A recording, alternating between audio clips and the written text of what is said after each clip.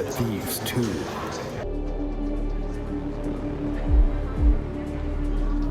Here we go. From the very beginning, we knew we wanted to build a franchise because when I researched the first one, I met so many different, real life, real world characters that were thieves, and there were so many different heists to cover. There was too much material for Den 1. So it was all plotted by design initially from the very beginning. Sir, I have reason to believe my suspect is still operating. And you know this how? I just do. We talked about, after the first Den of Thieves, we were already talking about this idea. Christian had done a lot of studies and was fascinated with the Panthers. Any sequel requires a lot of work, and it's tempting to go with kind of the first idea that you have on a sequel. And we talked at length about what it could be before even the first Den of Thieves came out. I do an insane amount of research. For example, Den 2, I don't, just sort of read articles or watch documentaries or that sort of thing. I actually go into the world. I seek out the actual people, the actual cops, the actual criminals, the actual thieves.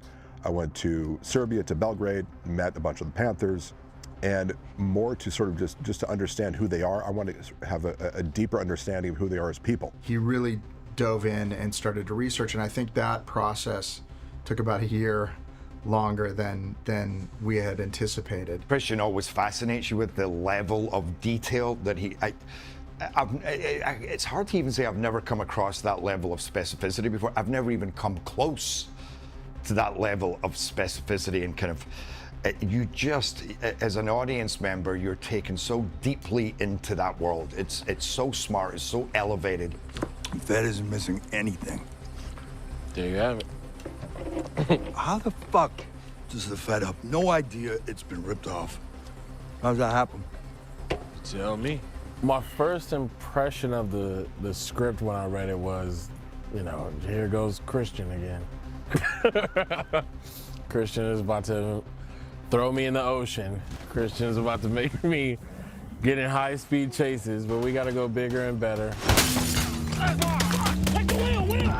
It's all dictated by where you are in the world, right? So in the first one, having grown up and knowing crime in LA and the world of, LA so intimately, just really wanted to sort of tap into that vibe, that energy of what, Heat, for example, obviously a big influence, Michael Mann, amazing filmmaker, but the world of Heat was manufactured. Like that's not really the world of crime in Los Angeles. Our sort of, Den 1's much more gritty and grimy, but that's more closer to the reality of it all. It was a chance to take the Euro version, where Donnie and Nick are on this collision course. The criminal underworld over there has a completely different energy, a different vibe, and just really wanted to capture that. So we were watching films like all the old, French New Wave stuff like, Melville and Le Cercle Rouge and Rififi, and then Ronin was a huge influence. And the look of those films, everything in Europe is smaller, it's tighter, it's more compact, and there's a subtlety to the criminal underworld there. They're more sort of underplayed. This is the entire theater. We've recce'd every security measure in the district. As you can see, there are no dead zones. So we'll have to create one. I got really excited because it follows the first movie, but it's a separate movie unto itself. And, I just pictured the scenes, the scenery, and the location in Europe, in south of France. And I thought, wow, a heist movie in the south of France, that would be so cool. So as part of my research, I go to the actual place where I know I want to shoot. Went to the south of France, where we're setting it there, and I basically shoot the film prior to doing the movie, prior to even writing it, with still photographs. So I photograph it all. I go to the places. I have an outline of what all the scenes are going to be, the overall structure. Every scene. And then I basically go shoot it. I start building a soundtrack around everything, and then when I'm writing, I've got the visuals and the sound. I already got the whole vibe and the feel of the movie as I'm writing it. So what's my cover? You're French, of Côte d'Ivoire descent. You're a diamond dealer working out of London, and we're EDM club promoters here to promote the festival for the next 2 weeks. So that's our clock. About 6 months before we actually started the film, we were prepping in the south of France, and kind of the world, economy fell apart, and the tax credit changed, and the The conversion of the currency worked against us. Money, money, money. Yeah. So funny. We shot the film in the Canary Islands in Tenerife, and we were doubling the film for Nice, France. When the exchange rate changed, it became too expensive. We had to move down here to Tenerife. There's a lot of different influences in Tenerife, you know, that it can double for a lot of different places. I was going there with my production designer, Sebastian, who's French and who lived in Nice for years and years. And all the art directors were from down there as well. We chose Tenerife because it matched the light, the architecture, it matched most closely to the south of France. But then there's micro things that you do that you change when you go to a location, right? When you find, okay, this is where we're actually going to shoot the thing, you make little adjustments. Hopefully you're able to, obviously have in your head exactly what you want. It was really important that we had a Frenchman on the movie, and particularly a production designer who could speak to the little details of everything that is different in Nice, where the movie takes place in the script, to the Canary Islands, to Tenerife, where we shot the film. But the benefit is, because I have everything shot ahead of time, we go to the location manager, we say, like, look, this is what we want. And so you can sort more surgically find those spots. When you have a writer director, it is often easier, because especially when you're scouting and you see something and you're like, oh, you can change that in the script. You have that freedom, so it's very beneficial. Honestly, Tenerife is probably the best part about Den of Thieves. It's just like, how could you not like being here?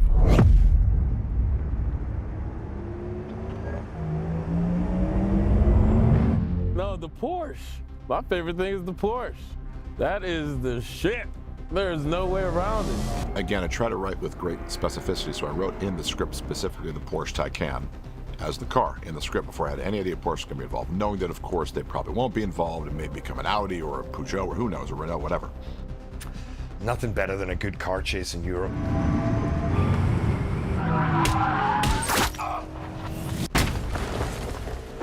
Two things about the sequence. I want it to be tactically spot on, meaning there is a very specific way to fight a gunfight from vehicle to vehicle. Yeah, you always do some kind of training for you kind of have to when you're going into these scenes. So you do gun work. This was a tricky one because there was so much maneuvering of guns inside a Porsche, which, much as it's a beautiful car, it wasn't designed for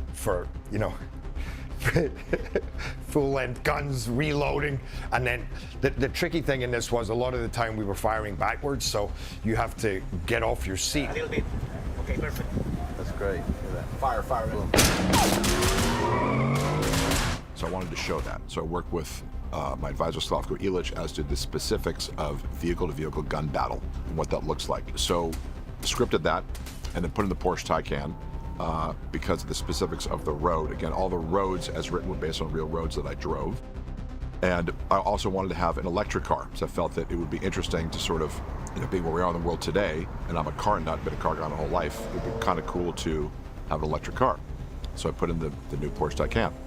We won the Porsche lottery. In pre-production, we had really a huge task to find the cars for the bad guys and the good guys, and the cars that would work and play in our final shootout, car chase and shootout. And cars are expensive, and these ones needed to go really, really fast and look really, really cool. Yeah, we gotta do it again. That part was amazing. Yeah. Okay, the blue Audi needs to be more in front, not the red Audi. Porsche came to our rescue. They literally had designed the cars. There were 5 Porsches in the film.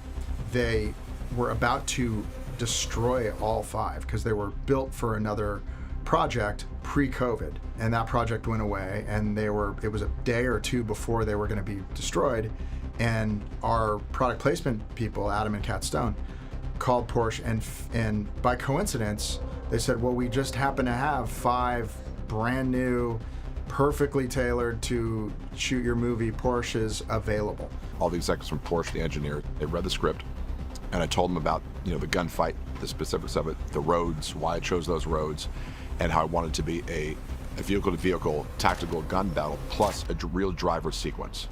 And the inspiration for it was John Frankenheimer's film Ronin. I'm not gonna lie, scary. Just, action movies kick your ass. So you gotta have, a little bit of bounce back in you. Thank you for clicking on our video, everybody. If you like what you saw here, please make sure you like the video and subscribe and share with your friends who like this sort of content. Joblo remains an independent company, and we appreciate all of your support.